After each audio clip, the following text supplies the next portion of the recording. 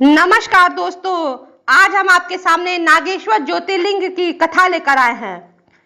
कथा के अनुसार एक धर्म कर्म में विश्वास करने वाला व्यापारी था। भगवान शिव में उसकी अनन्य भक्ति थी। व्यापारिक कार्यों में बस व्यस्त रहने के बाद भी वह जो समय बचता उसे आराधना, पूजा और ध्यान में लगाता था। उसकी इस भक्ति से एक दारुक नामक राक्षस नाराज हो गया। राक्षस प्रवृत्ति का होने के कारण उसे भगवान शिव जरा भी अच्छे नहीं लगते थे। वह राक्षस सदा ही ऐसे अवसर की तलाश करता कि किस तरह व्यापारी की भक्ति में बाधा पहुंचा सके।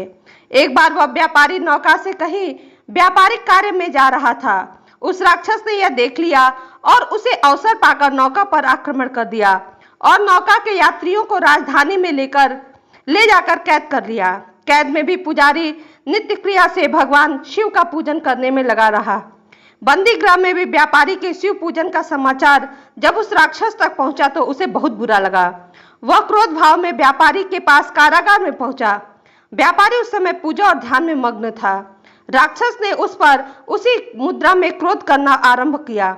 राक्षस के क्रोध का कोई प्रभाव जब व्यापारी पर नहीं हुआ तो राक्षस ने अपने अनुचरों से कहा कि वे व्यापारी को मार डालें। यह आदेश भी व्यापारी को विचलित न कर सका। इस पर व्यापारी अपनी और अपनी साथियों की मुक्ति के लिए भगवान शिव से प्रार्थना करने लगा।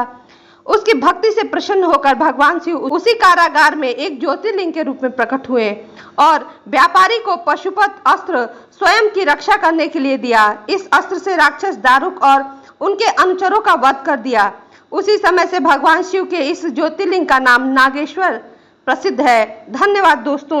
यदि नागेश्वर ज्योतिर्लिंग की कहानी अच्छी लगी हो तो प्लीज इसे लाइक, शेयर, सब्सक्राइब करना ना भूलें।